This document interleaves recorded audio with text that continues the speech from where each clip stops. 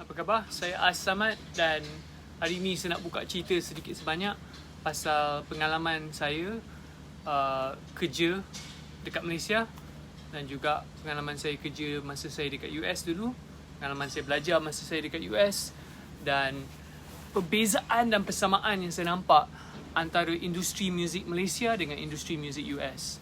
Dan sedikit sebanyak saya mungkin akan cerita pasal pengalaman saya masa saya touring dekat Eropah, dan semoga cerita-cerita ni boleh memberi satu insight atau satu inspirasi ataupun kurang-kurangnya macam pendapat saya lah, apa yang saya nampak dalam industri muzik.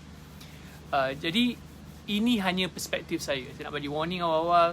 Orang lain mungkin ada perspektif lain, people who are like dekat tempat-tempat lain dekat US, pengalaman dia lain. Tapi saya dulu masa saya dekat US, saya ada dekat Boston, lepas tu saya pindah kepada San Francisco Bay Area.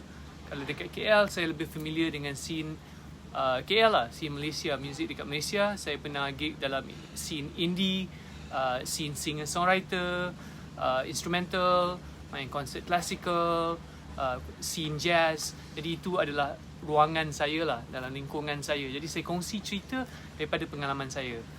Jadi sesiapa yang menonton ni, kalau you ada nak tanya soalan pasal nak masuk industri muzik hari ni, saya tak nak main gitar. Sebab I just nak do a short aja. Facebook live ni pendek aja. Saya nak buat sikit sebanyak, jawab soalan, cerita sikit untuk beri idea atau kepada sesiapa yang mungkin berminat topik ni. Apa khabar Robust Stylo? Terima kasih banyak Hazim, hantar 50 stars. Terima kasih. Bulan ni kita punya goal is 5,000 stars. So setakat ni dah 2% 100 stars. Terima kasih. Kalau ilmu ni membantu, kalau you rasa cerita ni mungkin membantu kawan-kawan yang mungkin rasa down sekarang sebab sebab dengan pandemik apa semua ni, ramai orang cakap industri music, the whole music scene is closed, industri music tutup. Tapi saya rasa sebenarnya banyak peluang yang ada kalau kita boleh gunakan apa-apa yang kita ada untuk still bina profile, untuk still mencari menjana pendapatan, untuk still mencari rezeki dalam time yang mencabar ni bagi semua orang. Bukan saja industri muzik, apa-apa industri, apa-apa kerja pun is hard times for most people. Tapi ada cara dia. Jadi saya nak kongsi apa-apa yang saya boleh kongsi. Semoga boleh membantu. Apa khabar Mimi? Apa khabar Gladison? Apa khabar Richard? Hazim? Disiantong? Apa khabar Hazika? Terima kasih. Selamat petang Robust Stylo. Apa khabar? Pink Floyd tu nama sound ke? Pink Floyd tu nama band. Pink Floyd tu nama band. Pergi Google Pink Floyd, you boleh tengok Dark Side of the Moon. Muhammad Afiq. Apa khabar? Terima kasih yang sudi menghantar 50 stars. Terima kasih. Waalaikumsalam Syah Muhammad. Terima kasih banyak. Alhamdulillah saya sihat. Alhamdulillah. Band brother. Saya ada main most yang saya main band kan. Masa saya mula main band dulu tahun 2003-2004, saya main for this artist nama dia Shirley Leong. And so dia punya band was called Jazz Odyssey. Saya main jazz band. Antara gig yang awal saya main dulu kan, dekat Bangsa Shopping Complex. And tu kira pada hari Ahad kita main macam Fly Me to the Moon, macam main Moon River, lagu-lagu jazz tau. Dan kita main outdoor waktu tu. Waktu tu main dekat outdoor, kita band Nishata main keyboard, bassist saya waktu tu kita orang is Elda Tan. Lepas tu drummer Stephanie female drummer, very good drummer. Lepas tu Shelly nyanyi. I think it was just like 1, 2, 3, I think quartet, tak ada saxophone waktu tu. So tu antara yang saya mainkan. Lepas tu saya ada main dengan, saya ada projek-projek saya sendiri. Band saya ada one band nama dia Samba Slamba, is a trio. Kita buat Brazilian jazz. Saya juga ada satu projek nama Asamat Trio. Itu line up dia berubah-ubah. Last show kita orang buat yang besar was dekat Hong Kong International Jazz Festival. Itu tahun 2019. Akhir towards the end of 2019. Itu festival dekat Hong Kong. Yeah. Band sekarang nama apa? Saya tak ada band sekarang. Saya main solo sekarang. Bila saya perform, I perform solo stuff. My trio still around, tapi kita orang tak gig. Nak tuan backup gitar untuk Pak Samad alunkan. Saya ada backup ayah saya. Ya. Saya backup ayah saya. Datuk Dr. A. Samad Said for sure. Bro, pernah main dekat Waikiki PJ ke? Macam pernah nampak jam kat situ? Pernah. I think sekali ke sekali dua. Masa tu Jamie Wilson main dekat Waikiki. Saya sit in lah. I don't remember I bawa my gitar. I think I just pinjam gitar Jamie waktu tu. Jamie Wilson, Wan Gigi, Siapa lagi ada waktu tu? Vai Leong, one of my former students, Vai Leong, Wan Gigi, Jamie Wilson lah. Jamie Wilson punya band lah, dengan John Thomas main drums. Saya pernah jam lah. Tapi tak banyak lah. Ada maybe sekali dua je kot. Selamat petang.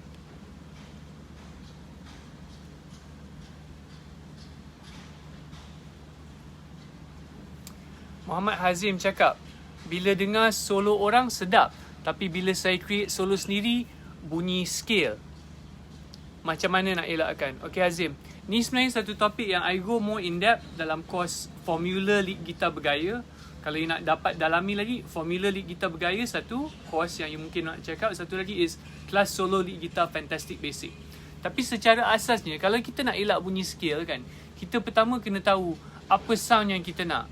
So if you minat certain gitaris kan yang you suka tu, you belajar solo dia, you copy solo dia, you copy apa yang sedap, lepas tu you cuba faham apa yang dia buat lain daripada apa yang you buat. Kalau boleh, kalau you jumpa solo gitaris tu solo pada lagu yang sama, supaya you boleh compare. Kalau dia main lagu ni, apa dia main? Bila you main lagu yang sama, apa you main? Apa beza dia antara tu?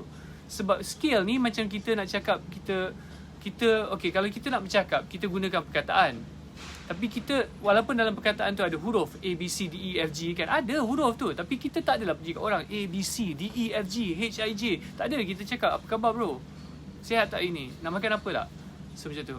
So bila kita nak bercakap, kalau kita nak bercakap pun, kita kena belajar dengan bercakap dengan orang. Jadi kalau kita nak solo, kita kena belajar solo orang.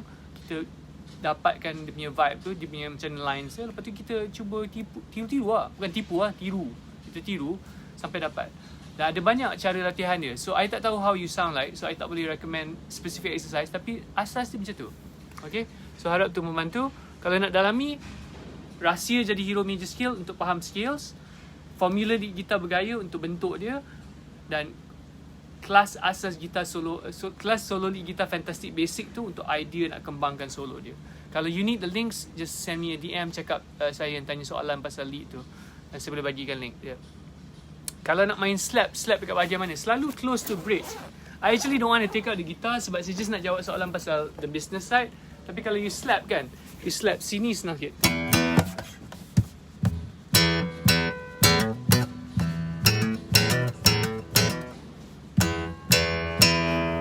Bahagian ni kena tali. Yang penting slap tu, tali tu kena dia bounce dekat fret. Itu yang buat bunyi dia slap. Tapi kalau close dengan bridge lebih senang. Okay. Okay. Nazirul tanya, salam Cikgu Az, saya nak bertanya pasal konsep CHAS. Okay. Sekiranya kita main C major, kemudian kita borrow chord D major, adakah kita perlu guna D major time chord D? Okay. Bila kita guna chord D tu, kita kena tahu chord D tu adakah dia berfungsi sebagai secondary dominant. Kalau secondary dominant, chord D tu dia akan resolve kepada G major dalam key of C. Kalau macam tu, dia akan pakai D mixolydian. Okay. Kalau dia pada D saja, lepas tu dia tak bergerak, artinya dia stay dekat D, lepas tu dia pergi D minor contohnya. Itu common. C major pergi D7, lepas tu pergi D minor. Dia menjadi satu scale yang kita boleh pakai adalah Lydian flat 7. Bukan major scale lah, Lydian flat 7. So dia bergantung dengan chord progression. Bukan saja chord tu, tapi kena nak tengok chord tu, dia lepas chord tu pergi chord mana. Itu yang akan memberitahu kita. Satu cara yang mudah, bukan mudah lah, satu cara you boleh tentukan is, you tengok chord tu, lepas tu you tengok chord lepas tu, you campurkan notes dalam chord tu, chord tone dia, itulah scale dia yang selalunya akan masuk. So bukan D major, dia sama ada D mixolydian kalau secondary dominant, ataupun D Lydian flat 7 kalau dia pada 2/7 atau 2 chord, lepas tu dia pergi D minor atau balik pada C. So dia bergantung dengan chord progression dia. Sunday night, ya, bila jamming session, berapa jenis effect nak guna main jazz? Ada orang tak pakai effects pun berjazz, dia pakai clean aja. Gitar masuk amplifier, tu biasa. Tapi ada orang kalau macam Pat Metheny punya sound, kadang-kadang dia akan pakai reverb, delay, chorus kadang-kadang. Kalau yang macam modern players, macam-macam effect pun ada lagi. Tapi macam yang biasa, reverb, delay, maybe compressor sometimes, tak berapa banyak orang pakai compressor. Apa lagi yang dia pakai? Kadang-kadang dia pakai yang electro harmonics, yang freeze pedal untuk swell.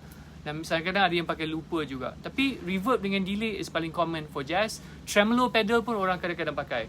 Tapi to be honest, kalau saya main jazz, kalau simple setup, saya just pakai reverb dengan gitar direct to amp. Itu aja. Reverb kita pakai send dekat amp. Itu aja. Sebab basic style jazz kita boleh main clean. Okay, tengok apa lagi soalan yang ada ni. Okay, apa khabar Ashril? Waalaikumsalam. Sama-sama Hazim. Lama tak tengok live cikgu. Terima kasih kerana menonton. Richard, apa khabar? Khairul, apa khabar? Hai Arman. Fitness Suaren, apa khabar? Turuli Hisham Best, apa khabar? Emir, apa khabar? Bob Jarli, Waalaikumsalam. Sustain penting tak dalam jazz? Penting.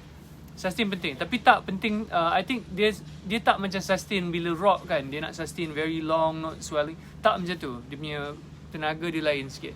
Waalaikumsalam Yakin Alwi, apa khabar? Penting tapi tak macam distortion rock punya kind of thing. Terima kasih kepada yang hantar stars tu, saya amat-amat hargai. Okay, kita buka cerita sikit.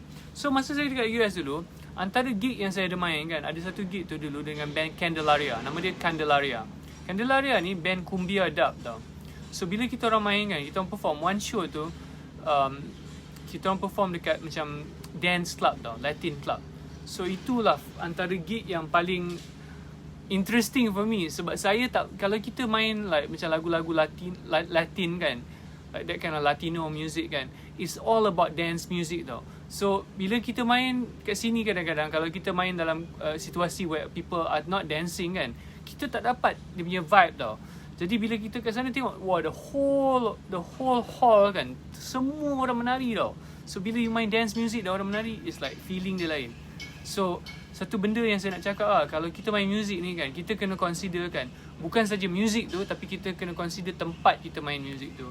Kalau main rock kan, orang nak headbanging, orang nak crowd surf, semua nak lompat, nak streaming semua kan. Dia ada energy. Metal, punk tu venue dia lain. Kalau you tengok macam orang dengar dance music kan, macam orang pergi dekat club, dia dengar macam like electronic music, itu lain. Festival vibe electronic lain. Kalau kita main akustik gitar contohnya, kalau kita main dekat cafe kecil, 10 orang, 15 orang tengok instrumental kita main, feeling dia lain. Jadi bila kita nak consider music ni, kita nak consider macam mana orang akan menghargai music tu. Ada music, style music tertentu tu sesuai pada venue tertentu. Ada style music sesuai dekat art gallery. Dekat gallery untuk you tengok lukisan semua kan. Itu sedap. Ke instrumental, ke jazz. Tempat tu lah tempat yang sesuai.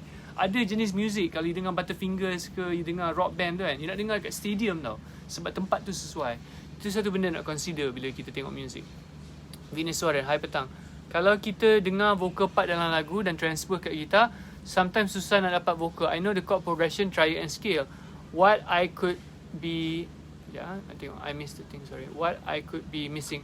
So, bila you nak belajar melody, nak main dekat gitar, you kena ingat, kadang-kadang bila vokalis nyanyi kan, dia ada macam scoop ataupun dia slide into the note.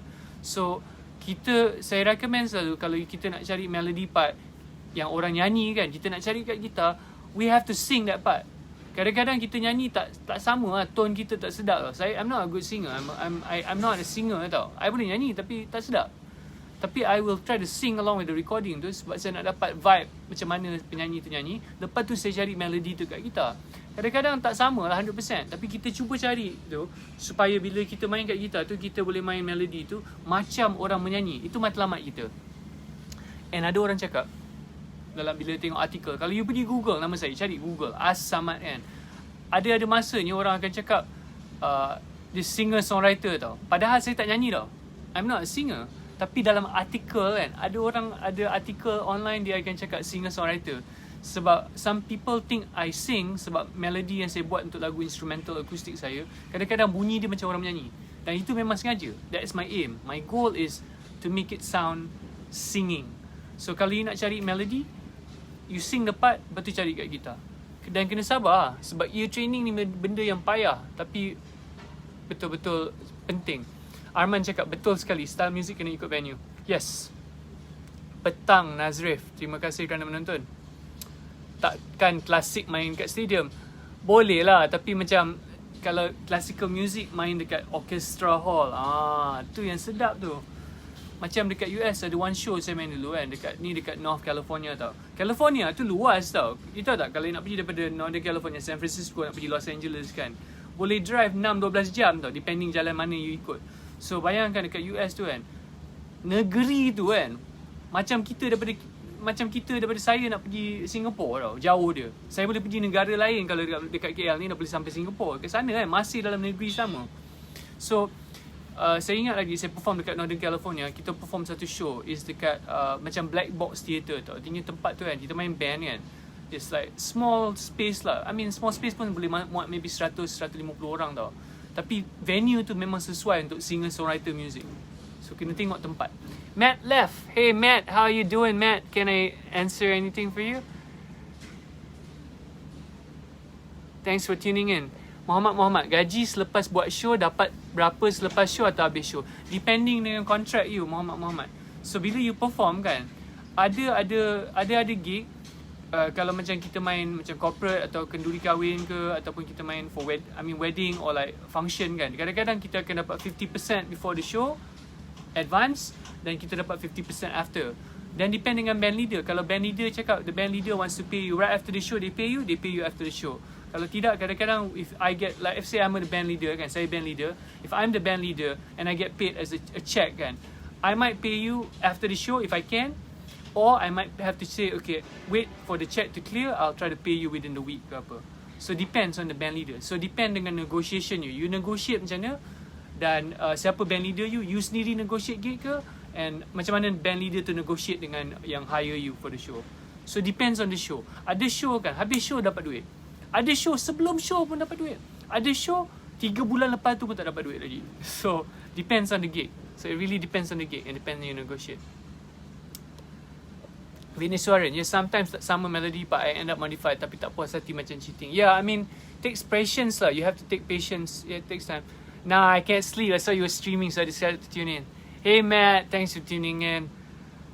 Sorry you can't sleep. Nama gitaris reference to jazz. Okay, ambil.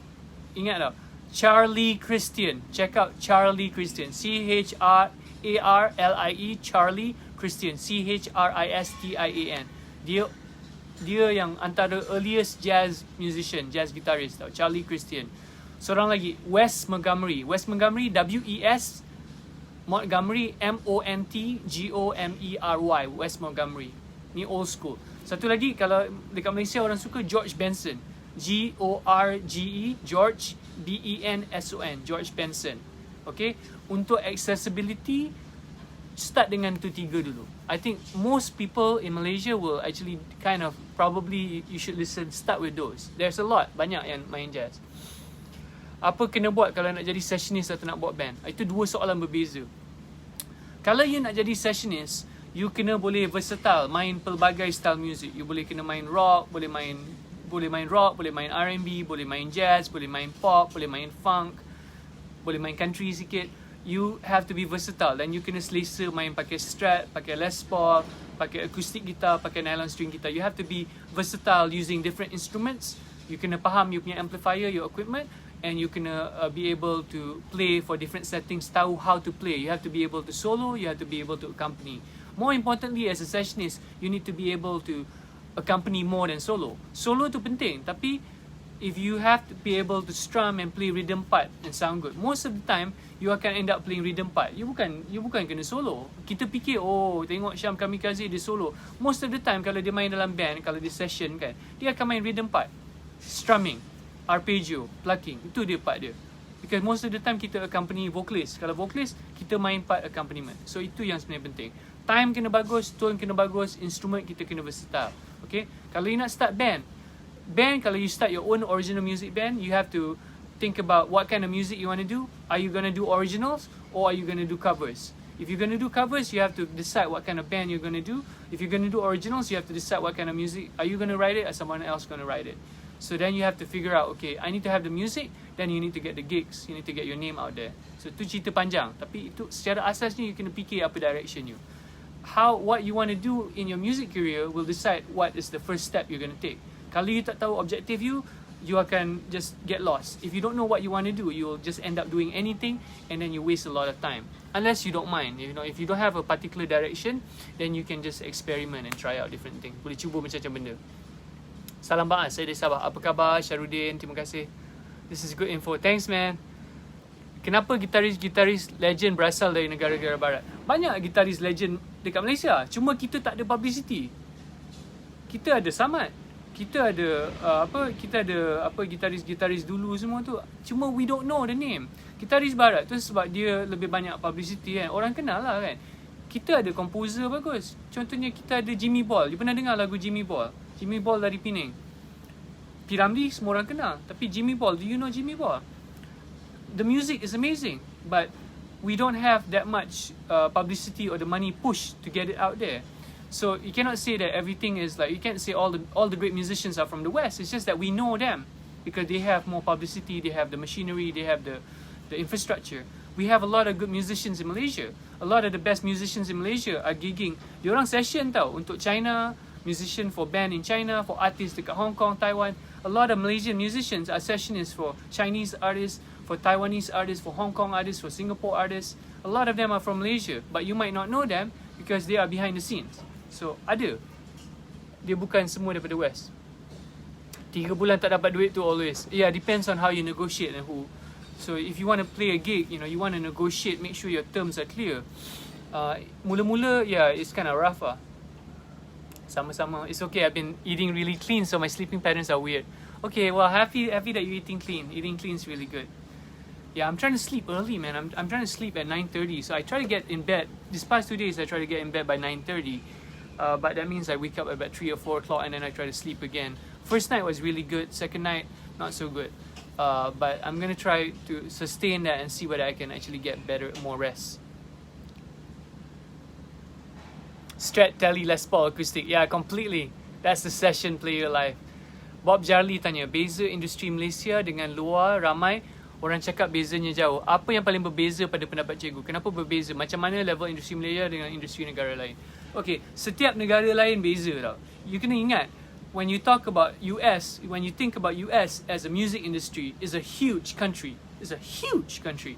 So, dekat US, because dekat East Coast lain, dekat West Coast lain, East Coast and West Coast different. Texas will be different. Austin will be different. Chicago will be a different scene. You know, in Oregon it will be a different scene. Seattle will be a different scene. So they have a lot of different music scenes. If you want to do country music, you pergi dekat Nashville. You go to Nashville to become a country artist. If you not play jazz, you move to New York. If you want to play for pop artists, you move to Los Angeles. If you want to do your own thing in any other state, you can. So US is huge. And because it's huge, there are a lot of different music scenes in the US.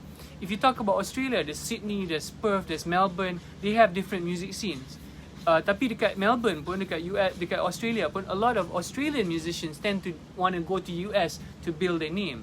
So dekat Malaysia kan, in the Malaysian music scene, it's actually small, close-knit scene. I'm talking about the pop scene and the indie scene and the singer-songwriter. It's quite close-knit. If you want to meet people, kalau you nak network dalam scene Malaysia ni, actually, it's not that difficult to network. But you have to, number one, you have to be good, you have to be nice, you have to get to know the right people, and you have to work really hard if you want to get to know Industri Malaysia. So Industri Malaysia ni, scene dia kecil. So, I think the beza dia is that, kalau you nak, depends on objective you lah. If we just have a smaller scene, itu basically dia. Adakah kita ada pemuzik yang sebagus dekat US? Ada. Adakah kita ada pemuzik yang boleh untuk at level international? Ada. We have Malaysian musicians at international level, you know. It's just a matter whether you can get the audience ke tak. So, beza dia is just that infrastructure. The infrastructure dekat Malaysia ni not as developed. We don't have a touring scene developed now. It used to be last time people used to tour doing like fun fair shows. You know, Sheila Majid used to do fun fairs back in the 80s and 90s. You know, 80s lah, mostly 80s. And so now because pandemic, we don't have a touring scene. So things are all changing. Tapi we have a smaller scene to asas dia. Okay, I have to go soon, so I'm going to answer a few more questions. Wayne Suaren, satu lagi soalan cikgu, bab disiplin. Always malas practice, suka main game banyak. How to be more disciplined? Okay, if you want to be more disciplined kan, kalau you nak lebih disciplined, you ask yourself, kenapa aku nak practice gitar ni? Sebab gitar ni tak rewarding sangat tau. Gitar ni tak rewarding dalam jangka pendek. If you play video games, the dopamine rush, right, that you get, the chemical rush that you get from playing video games is like, wow, my points are going up. You think, oh, wow, I get shocked, you know, there's a ghost, you know, there's like, you know, depending what game you play, you get excited very quickly. You play guitar, you have to practice for 3 hours or something before you get a result. So, bila you main guitar, you kena fikir, benda ni long term. Dan you kena tanya diri you, why am I practicing guitar? What do I want from this? You kena tahu sebab you practice. When you have inner motivation to practice, then you are going to be more likely to want to practice. If you have zero motivation or your motivation is not clear, you're going to end up playing video games, which is fine. I love video games. I love video games, man. One of my friends, her husband just released a new game called Axion Verge 2. He's a game developer. It's a cool game, Metroidvania kind of game. I'm going to play that at some point. But now I'm doing Facebook Live. Why? Because my career as a musician, part of the thing I can do is I can do a Facebook Live. So I do a Facebook Live because it's important to me. So kalau you nak jadi more disciplined, you can tanya yourself, why do I practice? What is the goal I want to do this for? And then you can ask yourself, if I play video game, what am I going to get? If I practice, what am I going to get in the long run? Which one's going to be more rewarding for you? And are you patient enough? In order to be good as a musician ni, nak jadi bagus sebagai pemuzik ni, you kena sabar, you kena tahu jangka panjang you, matlamat you apa. If you don't know your long-term goal, you're going to end up quitting, you're going to end up doing something else, scrolling on the phone, Twitter, scrolling on YouTube, tengok YouTube videos. It's easy to scroll and consume. It's hard to actually sit down and practice. It's hard, even for me. Some days I malas tau. I'm lazy. Some days I just want to watch YouTube videos or watch TikTok videos on YouTube. But if I know I want to do something for the long term, you have to know your inner motivation. Motivasi dalaman ni kan is more powerful daripada me telling you to practice. What if you know why you want to do it, you're going to be more motivated than me telling you to practice. If I stream at you, right, it will be okay for about, you know, maybe 1 hour. But after that, if you're not motivated, you're going to do whatever thing you want to do. That's the reality. Do you have websites like Gigmasters or Bashter? We have similar websites like Gigmasters and things like that. Those websites tend to not last very long. I've seen so many of these startups similar to Gigmasters over here, and they tend not to last very long. I've seen a few come and go off and on over the years. So not really. They don't last very long. Because I don't think, not that many people have a sustainable business model. I think they just take a percentage of the booking and the transaction. I don't think, nothing has last that long. I think they're all like startup kind of things. So I don't think they have a sustainable business model. Betul. Saya orang Penang pun tak pernah dengar nama Jimmy Boyle. Jimmy Boyle, Jimmy, Jimmy Boyle, Jimmy Boyle. Zaman dulu kan, tahun 70-an, Jimmy Boyle was on the radio all the time.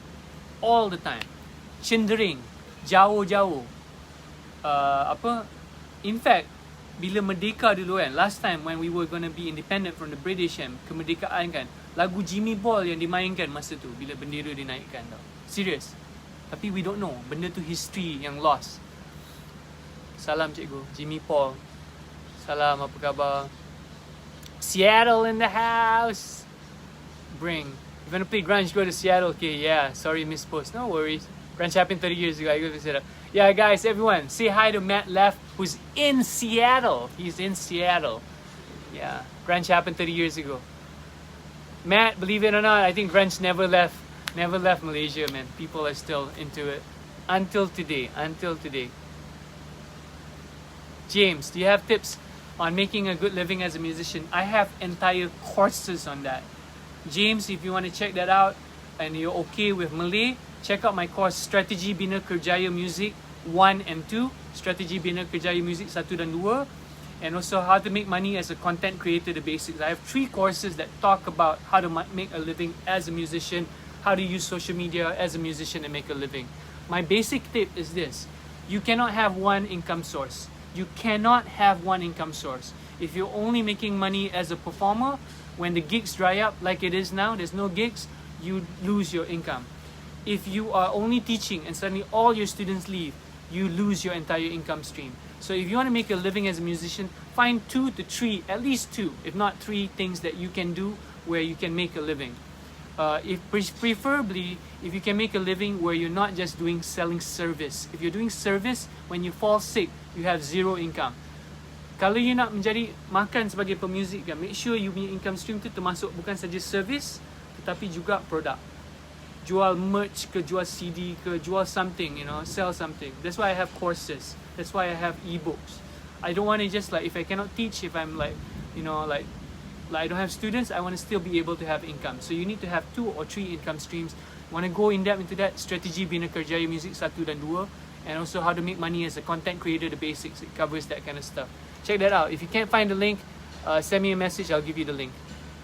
Okay, I'm gonna have to go. It's raining. And I want to do asar. Bob Jarley, apa pendapat cikgu artis-artis luar negara, Pop Shavit Yuna, Poetic Amo, Estrange, Sheila Hamzah, kenapa diorang tak jadikan industri Malaysia terkenal nama di luar negara? Artis Malaysia sangat berbakat luar negara. See, the thing is like this tau. They are doing, Yuna is famous dekat US. Yuna has done stuff with Usher. Yuna has done collaborations with Yuna, Ziavi have done things with artists in the US. They are famous in the US. Yuna is like, I mean, with Usher. I mean, seriously. I mean, Yuna's done things. Pop Shavit is actually known dekat Japan. Poetic Amo, Yogi B, terkenal dekat India. They are known. You tak sedar diorang betapa famousnya diorang sebab you dekat Malaysia, you don't know how big they are. Yogi B is worldwide famous within the Tamil music scene, for example. So, actually, Malaysian musicians are known. In fact, dekat LA, one of my former students, nama dia Rendra Zawawi. Rendra Zawawi is working, writing music in Hollywood. But, you pernah dengar tak nama Rendra Zawawi? Probably not. So, actually, Malaysian musicians are all over the world, kind of creating an impact. It's just whether you know them or not. And some of them are behind the scenes, so you might not know them. So we have Malaysian musicians, you know, creating impact worldwide. Terima kasih Cik Bahanuddin. Cikgu boleh explain pasal chords A-sus. Maaf kalau soalan begini. Tak, soalan macam ni. Kalau sus kan, major macam ni. A major, A, C sharp, E. C sus tu A, B, E. Lepas tu ada C sus, A sus4. Ada D, C sharp, sus4, result. So sus ni sebenarnya bukan major, bukan minor, tetapi sound yang open. Jadi boleh jadi chord minor, boleh jadi chord major. Dia ambiguous. Ada 2 jenis, sus2 dengan sus4. Nak belajar tu check out my course Lancar Chords Gitar 2 Sus. Saya ada satu course just about that topic. Can check it out. Kalau tak jumpa link, send me message. Macam mana nak elakkan diri dari perempuan Mat Saleh yang salam ambil peluk-peluk? Just check out. I'm not comfortable with getting hug. Just check out. You know, thank you. I'm not comfortable with that kind of. You know, just say thank you. Nice to meet you. I'm not comfortable hugging. Just explain. Tu aja. Tali gitar elektrik boleh masuk gitar akustik tak? Saya tak recommend. I think ada orang buat tapi saya tak recommend. Gitar akustik pakai tali akustik. Grunge is dead now. Grunge is not dead in Malaysia. Nice, I love me some grunge. Interested in those courses. Matt, I'll send you a link to the content creation course. That one's in English. The Kerjaya one is in Malay. So I have that, the new content creation course. You might dig that. It's kind of cool. I think it's a good way to. It shares like the basics of how I monetize. You know, make a living as a musician using content creation. So that might be useful. Okay, yes, Yuna, correct. Oh, banyak komen hari ni. Okay guys, that's all for today. Terima kasih. If you guys enjoyed this video, do me a favor, tolong share video ni. Please share this video. You know, if you learned something from this video, please leave a comment, say what you learned from this video. I hope you boleh share, kongsi apa yang you belajar.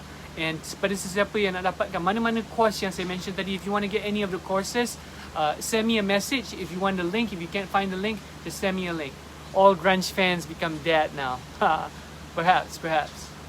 Okay, thank you so much. Is social media critical for musicians to make a living? I think it's essential if you want to make a living, especially right now. I think it'll be foolish to not use it. It's there. Technically, it's free unless you're running ads. It just requires time at the beginning. Tali gauge berapa susah untuk akustik? Depending on gitar you. Saya selalu pakai 12 atau 13. Okay, thanks so much everyone. See you guys next time. Please share this video, like my Facebook page, follow my Facebook page if you haven't yet. If you're watching this dekat YouTube, tolong subscribe dekat YouTube channel. Leave a comment with one thing you learn daripada video ni. Tolong komen dengan satu benda yang you belajar dalam video ni. I really appreciate it. Thank you. Kita jumpa next time. Assalamualaikum. See you guys. Bye.